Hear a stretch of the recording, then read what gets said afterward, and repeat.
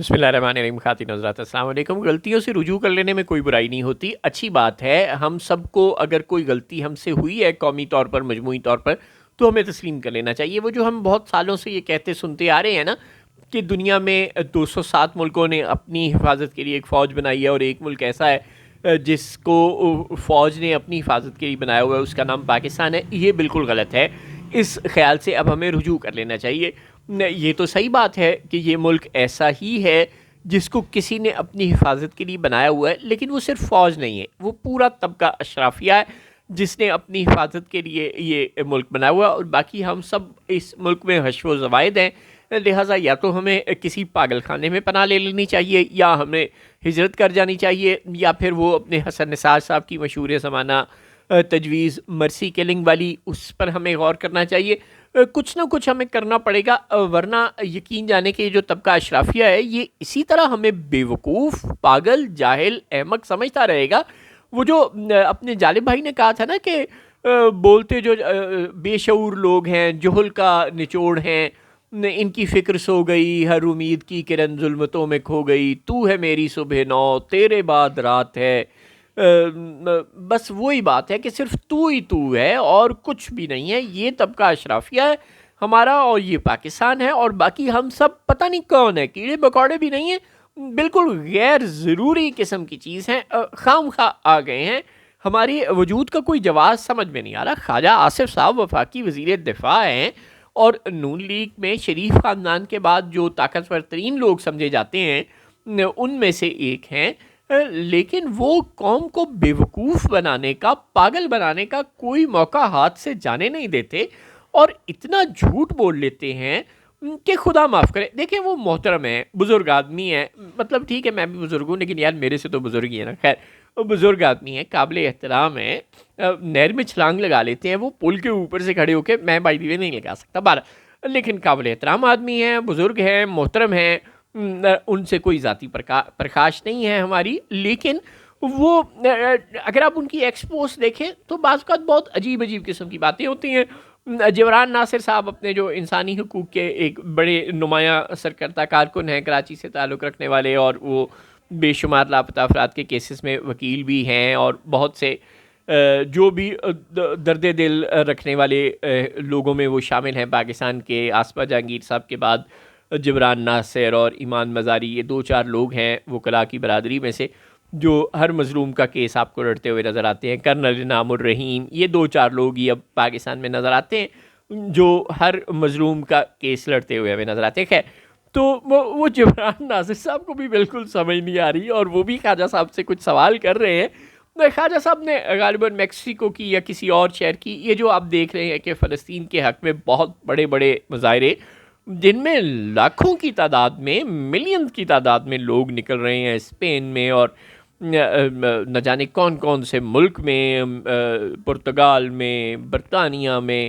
ایک طوفان ہے، سیلاب ہے انسانوں کا جو باہر نکل رہا ہے اپنے فلسطینی بہن بھائیوں کے لیے. تو خواجہ صاحب کہتے ہیں کوئی شرم کرو. جی ہاں، خواجہ صاحب کہتے ہیں، ہم پاکستانیوں کو کہتے ہیں کوئی شرم کرو، کوئی حیا کرو، بے حیاؤ.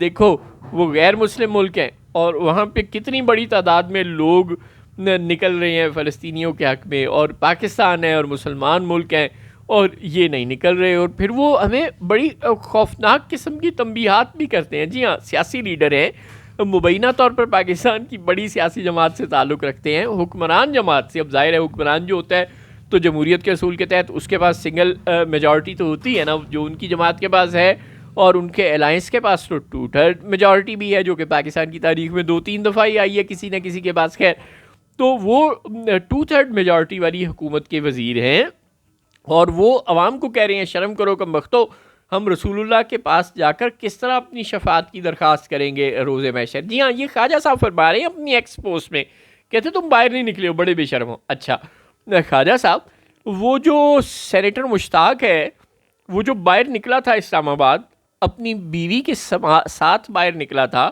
اور بار بار نکلتا رہا، اور بے شمار جماعت اسلامی سے تعلق رکھنے والی خواتین اس کے ساتھ ہوتی تھیں اور مرد اس کے ساتھ ہوتے تھے. اور وہ جب احتجاج کر رہا ہوتا تھا تو وہ جو تصویر ہے آپ کے ایک پولیس افسر کی غالباً وہ ایس پی صاحب ہیں کوئی اسلام آباد پولیس کے، جو وہ سینیٹر مشتاق کی طرف انگلی کر رہے ہیں. انہیں یہ لحاظ بھی نہیں کہ وہ سینیٹر ہیں اور وہ بیچارے صرف ایس پی صاحب ہیں، لیکن بہرحال فارمر سینیٹر بھی ہیں تو وہ قابل احترام تو ہے نا. وہ سینیٹر مشتاق صاحب کو جس بدتمیزی اور جس رعونت کے ساتھ وہ ایک پولیس کا افسر ڈیل کر رہا ہے اور انہیں ڈانٹ رہا ہے کہ تم آگے نہ بڑھو، اور یہ وہ جو بہت وائرل ہے آج کل تصویر، وہ تو آپ نے دیکھی ہوگی. وہ نکلا تھا غزہ کے لیے اور فلسطینیوں کے لیے، آپ نے ان کے ساتھ کیا کیا؟ اچھا اس کو چھوڑ دیں، جبران ناصر صاحب نے جو سوال اٹھایا ہے ایکس پر خواجہ صاحب کو ٹیگ کر کے، وہ کہہ رہے ہیں کہ یار یہ جمیل بہرام جو 2 اکتوبر کو جس کی کچھ ایکس پوسٹ تھیں، فیس بک پوسٹ تھیں، غالباً کوئی سوشل میڈیا پر وہ بہت زیادہ لکھ رہا تھا فلسطینیوں کے حق میں اور حکمرانوں کو شرم دلا رہا تھا کہ بے شرموں، کوئی شرم ہوتی ہے، کوئی حیا ہوتی ہے، تم بھی کوئی فلسطین کے لیے، غزہ کے لیے آواز اٹھاؤ. اچھا اور انہوں نے کیا کیا؟ انہوں نے اس کو اٹھا کے بند کر دیا، بلکہ غائب بھی کر دیا، اور وہ اس کی بہنیں بھی، ماں بھی رو رہی ہیں. مختلف ٹی وی چینلز کو تو ظاہر ایسی خبریں چلانے کی اجازت نہیں ہے، مختلف سوشل میڈیا پلیٹ فارمز جو ہیں، جو کراچی کا ایک بڑا ویل نون پلیٹ فارم ہے رفتار، اور بہت سے اور چینل جن پر ان کی ویڈیوز وائرل ہیں، ان بچیوں کی جو کہہ رہی ہیں کہ ہمارے بھائی کو چھوڑ دو تمہاری مہربانی. تو وہ جمیل بہرام کو تو آپ نے پابند سلاسل کر دیا اس بات پر کہ وہ غزہ کے حق میں آواز اٹھا رہا ہے. اور سینیٹر مشتاق جب یہاں تھا تو آپ اس کے ساتھ کیا کرتے رہے، یہ ہم سب کو یاد ہے. اور اب جب وہ باہر ہے تو وہ بیچارہ اکیلا ہی باہر ہے اور اسرائیل کی جیل میں ہے.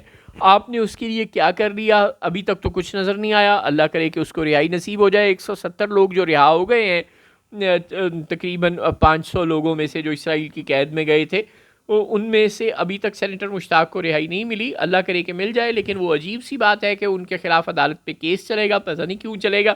مجھے تو اسرائیلیوں کے ارادے اس وقت تک تشویشناک ہی لگ رہے ہیں. اللہ نہ کرے، اللہ کرے کہ یہ وہم ہو صرف اور انہیں جلد از جلد رہائی نصیب ہو جائے. لیکن سینیٹر مشتاق صاحب اور بہرام جمیل کے متعلق جو حکومت یہ سلوک کر رہی ہے، وہ ہمیں بتا رہی ہے کہ بے شرموں، شرم کرو، تم غزہ والوں کے حق میں نہیں نکلتے. اچھا آپ کے پاس سیاسی جماعت نہیں ہے، آپ کے پاس اسٹریٹ پاور نہیں ہے، آپ لے آئیں ہاں سیالکوٹ سے ایک جلوس، اسلام آباد لے آئیں، لاہور کی طرف لے جائیں، سیالکوٹ، شکرگڑھ، نارووال، آپ، چودھری احسن اقبال، پوری بیلٹ آپ کے پاس ہے نا یار. آگے طلال چودھری کے پاس اور رانا ثناءاللہ کے پاس فیصل آباد آ جائیں، پھر مریم نواز کے پاس لاہور آ جائیں، پھر اکٹھے ہو کے اسلام آباد چلے جائیں. سارا پنجاب آپ لوگوں کا ہے نا. آپ کوئی فارم 47 پہ تو نہیں نہ آئے، آپ تو جینون عوام کے نمائندے ہیں نا، اور عوام تو آپ کے ساتھ ہوگی. تو آپ نکلیں نا غزہ کے لیے، آپ نکلیں فلسطینیوں کے لیے، آپ نکلیں کشمیریوں کے لیے. آپ کیوں نہیں نکلتے؟ آپ نے خود کیا کیا یار؟ آپ موبلائز کریں نا عوام کو. دیکھیں جوائنٹ ایکشن کمیٹی کے وہ دھان پان سے لیڈران جنہوں نے آزاد کشمیر میں پورے کا پورا آزاد کشمیر سڑکوں پر نکال لیا، جو کہ کوئی سیزن پولیٹیشین تو نہیں ہیں، ان نوجوانوں کی تو اتنی عمر نہیں ہے جتنے سال آپ کو سیاست میں ہو گئے ہیں. تو آپ بھی پھر ایسا کریں، آپ بھی ذرا باہر نکلیں اور دکھائیں اپنے مسلز، اور عوام کو بھی موبلائز کریں اور نکالیں غزہ کے لیے کوئی بڑا مظاہرہ کر کے دکھائیں. جماعت اسلامی نے، حافظ نعیم نے تو کراچی میں مظاہرہ کر دکھایا، جتنی ان کی کیپیسٹی تھی، جتنا ان کا ووٹ بینک ہے بائی دی وے، جو کہ بالکل نہیں ہے، اس کے مقابلے میں تو بہت بڑا انہوں نے ریلی نکال کر دکھا دی کراچی میں. اب آپ بھی کچھ کر دکھائیں اگر آپ سے کچھ ہوتا ہے تو.